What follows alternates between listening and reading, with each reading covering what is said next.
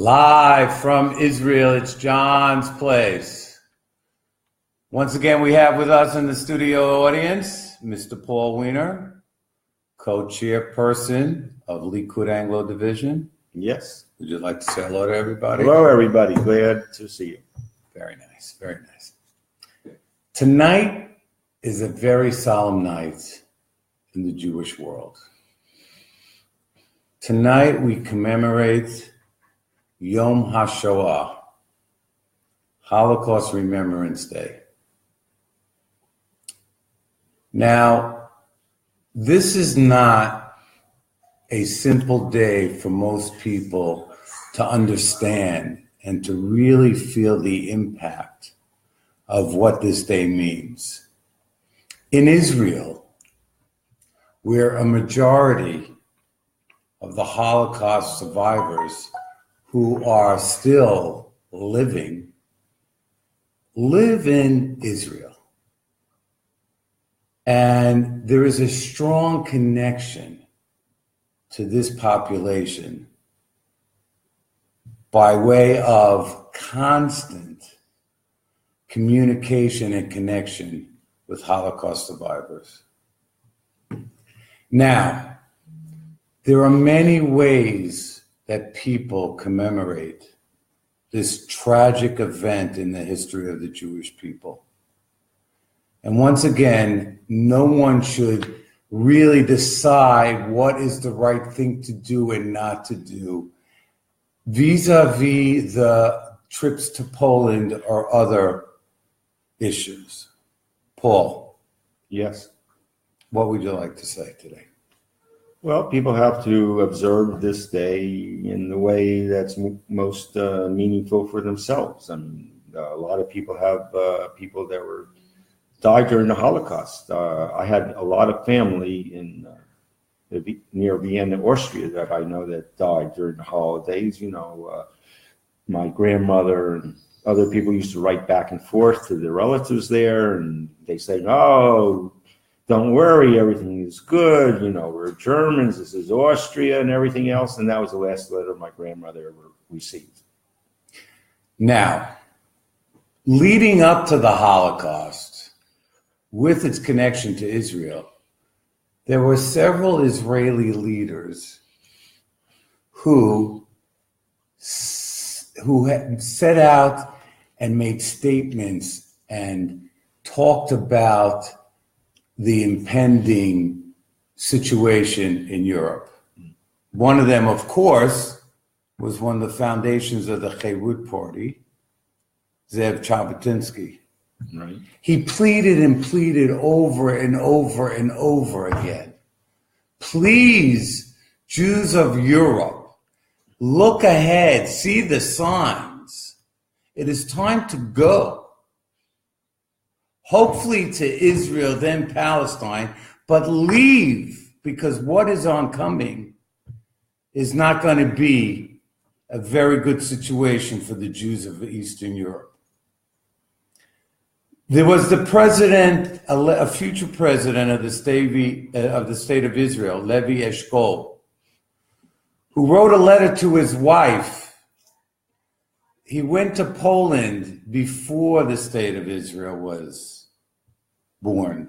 Yes. And he said, here I am in Poland, and I look around and I tell the people and I cry, why those of you who have the means do not leave? Why are you staying here? No one wanted to listen. That's some of the situation. Now let's move forward to the modern present times and the situation. Yes, Paul. I was just going to say there was another person, very famous person, that also did this. His name was Rabbi Cook. Rabbi Cook, and he has yeshivas and different things, and he begged Europeans that came to visit. He begged them to come, and most of them were sorry they didn't come. Now let's come up to present times in the world today. We all grew up hearing never again, we should never forget. Today in Europe, there are many that want to forget. The next generation of German children, Austrian children, and let us not forget the Polish government They all want to forget. The German government too. Yes, the German government and the too. Ukrainian government. They all want to forget. So when we go out and say, never again, we shall never forget what happened to the Jewish people, we must look to one nation and one nation only in this world that will never forget the events of the Holocaust. Of course, this nation is all of our homeland for the Jewish people, the state of Israel. There is no country in the world that does more to memorialize and remember the victims of the Holocaust. There are other issues that they could do better.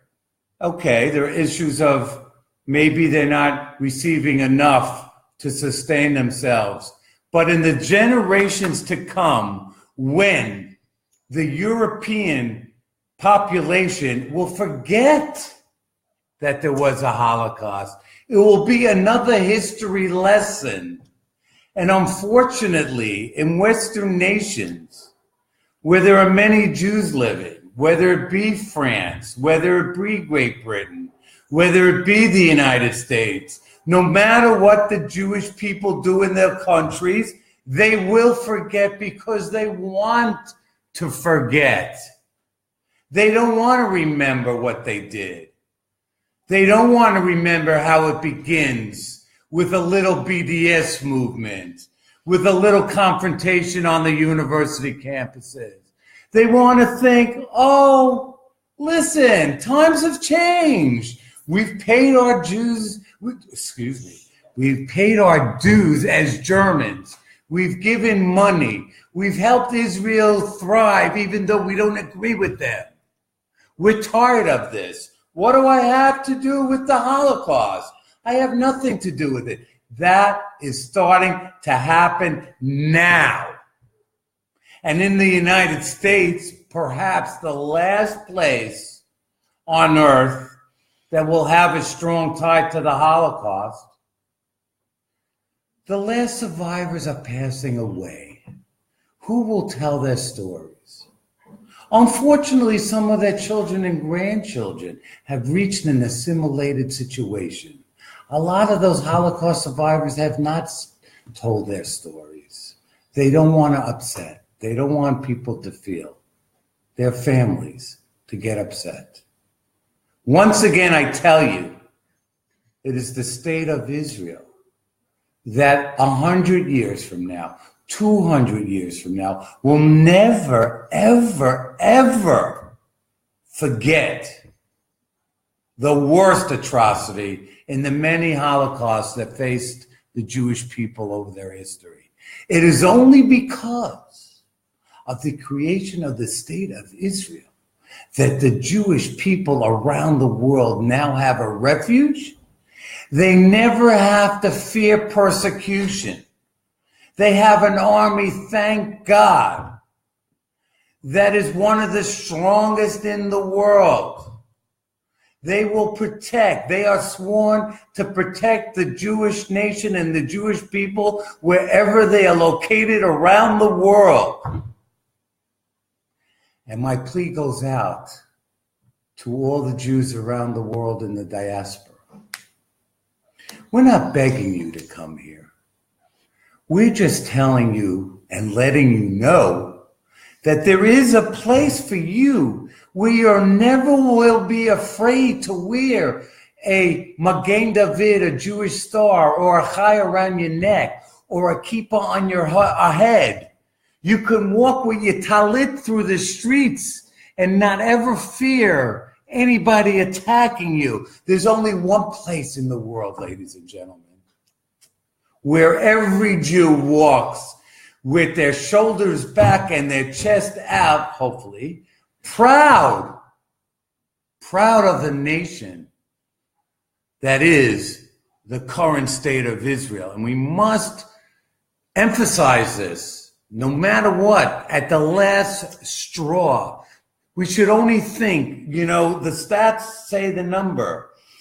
Before the Holocaust, there were 16.5 million Jews. 75 years ago, 16.5 million Jews in the world.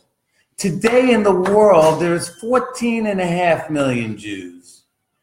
How many Jews have been wiped out because of the Holocaust? Yet with our numbers that seem so small and minute compared to the billion in India and the billion in China, what we have accomplished as a nation, of a Jewish nation, we should be proud, and we should understand that Israel will always be here for every Jew. And by the way, ladies and gentlemen, not only for the Jewish people, Israel has taken in people. They have taken in Vietnamese who ran in the 70s when Israel was under Menachem Begin. They take care of Syrians who are being poisoned and gassed in Syria. No one hears about that at the UN. All they want to do is tell us we're firing on poor Palestinians. Israel has a refuge for others who come for freedom.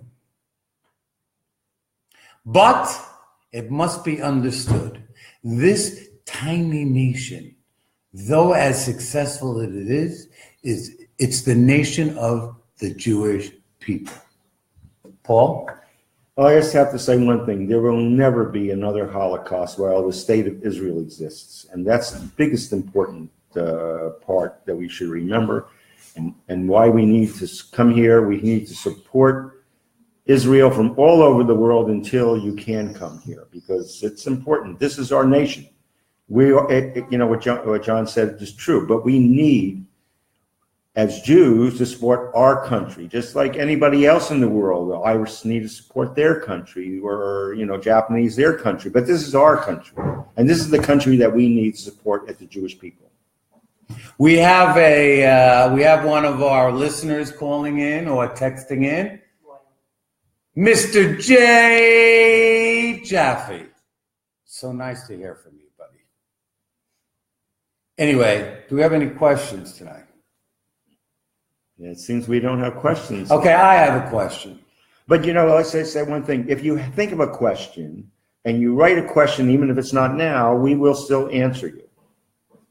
Okay. So don't forget. Ladies and gentlemen, I want you to understand something. Okay? Israel is an unbelievable place. Thank God. Israel is here for the Jewish people.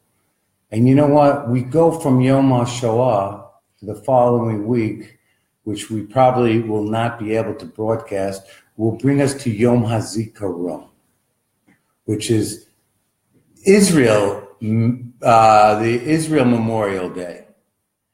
Now, unlike I don't know about other Western countries, unlike Memorial Day in the U.S., Memorial Day in Israel is a very, very solemn day. And it does follow Yom HaShoah, Holocaust Remembrance Day, as another solemn day. And then Israel goes from Yom HaZikaron, Israel Remembrance Day, directly into Israel Independence Day. If you haven't experienced the transformation from Remembrance Day to Independence Day in Israel, you are losing out. Next time, instead of staying at the Inbal for Sukkot or Pesach, plan your trip to come after Pesach. Spend Yom HaShoah, spend Yom HaZikaron, spend Yom HaAtzmaut in Israel. I know our topic today is about Yom HaShoah, but we have to understand the extension of Yom HaShoah, which is like the March of the Living program, is to then transform from Holocaust Remembrance Day to the day that the modern state of Israel was born, and how many survivors as well fought in the independence war for the state of Israel. Not only did these Holocaust survivors go through a living hell in Poland, in the death camps of Poland. They then came to Israel as soon as they were able to get enough strength to realize, now I am a soldier, I am a warrior. I have come from the foot of the deathbed of the Holocaust. And now I am fighting for my Jewish nation. Imagine how these survivors felt. We must take care of the remaining survivors. They should be living like kings, like Mordecai and Esther and Shushan. They should be paraded through the streets as the heroes of the Jewish people. They should never have to suffer or lack in everything like they have done in the past. Amen. With that, we will be signing off this evening. I want you to know this is a day that everybody should think about. If you don't have family in the Holocaust, thank God for you and your family. But you have to. Tonight in Israel, there will be no normal broadcasts. The only thing television broadcasts is stories about the Holocaust.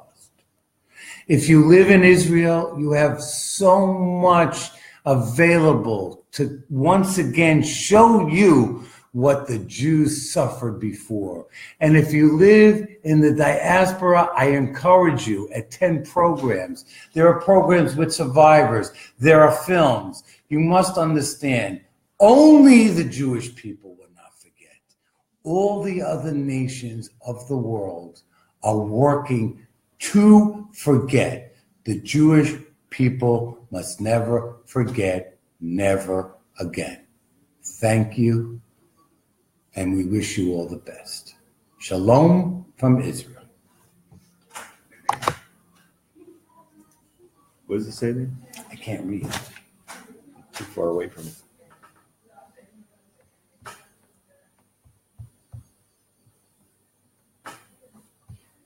I guess it doesn't matter. If you end this live video now,